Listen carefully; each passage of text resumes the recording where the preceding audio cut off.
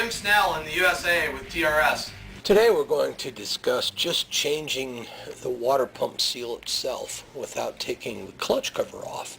And we can do that by laying the motorcycle on its left side. The quick change method of water pump seal maintenance. Here we see circled in red, that's actually the drain. If you were to drain the coolant, that's the water pump cover. In this video I will show you how to change the water pump seal without taking the clutch cover apart. You have the bike laying on its left side as flat as you can get it. You don't even have to drain the coolant because the pump area then becomes the highest point in the system when the bike is on its side. Yes, a little coolant will come out, but that's just what's around the pump area there, as you can see. And hold the pump cover out of the way with a zip tie or something. And the first thing you want to do is just to take off the little gasket there. You can reuse it if you're careful. It's got aluminum sandwiched between the two black fiber sides.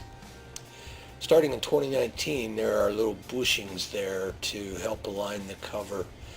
Spin off the impeller counterclockwise, just like that.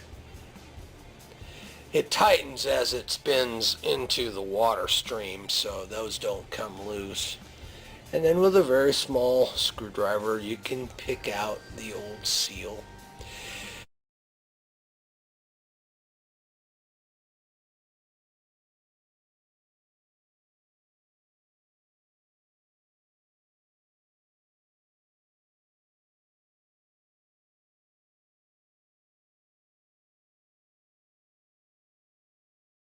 Clean that area really well and get down in there where the seal goes also and clean that.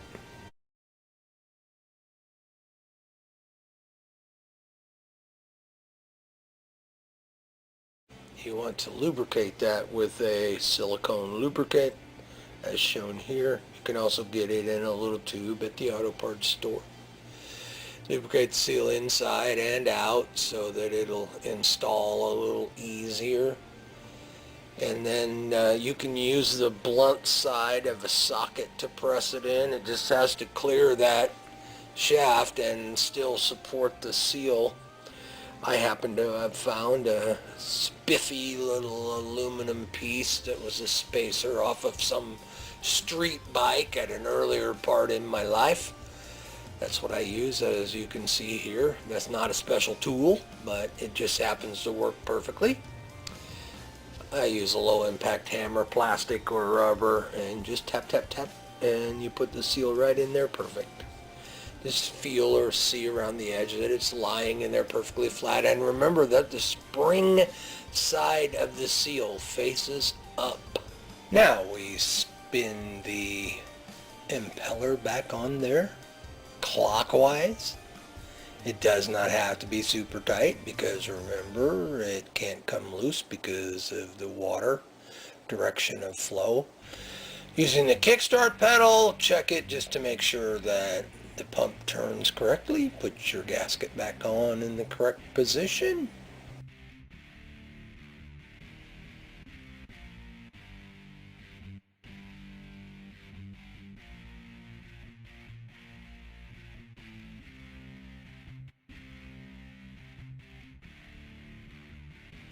The 3 water pump housing bolts, 2 of them are one length and one of them is a little longer.